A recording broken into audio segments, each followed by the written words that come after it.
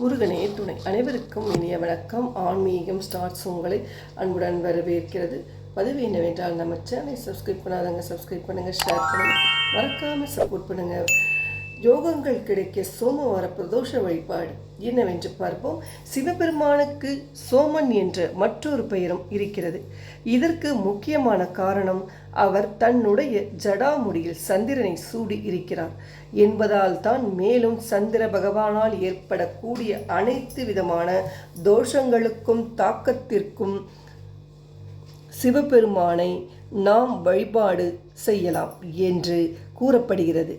அதனால்தான் திங்கட்கிழமையில் சிவபெருமானை வழிபாடு செய்வது அதிக அளவில் பலனை தரும் என்றும் கூறப்படுகிறது. நம்முடைய வாழ்க்கையில் தீர்க்க முடியாத பிரச்சனைகளுக்கு முடிவெடுக்க முடியாமல் கஷ்டப்படும் நிலையில் சோமவாரத்தில் வரக்கூடிய பிரதோஷ நாளை இந்த முறையில் பயன்படுத்த பிரச்சனைகள் தீர்வதோடு யோகமும் அதிர்ஷ்டமும் வந்து சேரும். அந்த வழிமுறையை பற்றி தான் இந்த பதிவில் நாம் பார்க்க போகிறோம். சோமவார பிரதோஷ வழிபாடு. ஒருவருக்கு யோகமும் அதிர்ஷ்டமும் ஏற்பட வேண்டும் என்றால் அவர் செய்யக்கூடிய செயல்களை சிறப்பாக செய்ய வேண்டும்.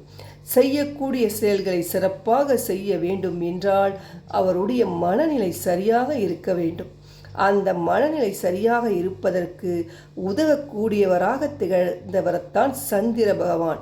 சந்திர பகவானை தன்னிடமே வைத்து கொண்டு அருள் பாலிக்கக்கூடியவராக திகழ்ந்தவர்தான் சோமேஸ்வரர் என்று கூறக்கூடிய சிவபெருமான். அப்படிப்பட்ட சிவபெருமானுக்குரிய பிரதோஷம் என்பது சோமவாரத்தோடு சேர்ந்து வரும்பொழுது அதற்கு கூடுதல் சிறப்பு உண்டாகும். ஜூன் மாதம் 23ஆம் தேதி சோமவாரத்துடன் கூடிய பிரதோஷ நாள் வருகிறது. அதாவது அன்றைய நாளில் நாளைய தினம் சிவபெருமானின் அருளை பெறுவதற்கும் தீர்க்கமான முடிவை எடுப்பதற்கும் யோகமும் அதிர்ஷ்டமும் நம்மை தேடி வருவதற்கும் 2 பொருட்களை சிவபெருமானுக்காக நாம் வாங்கி கொடுத்தால் போதும்.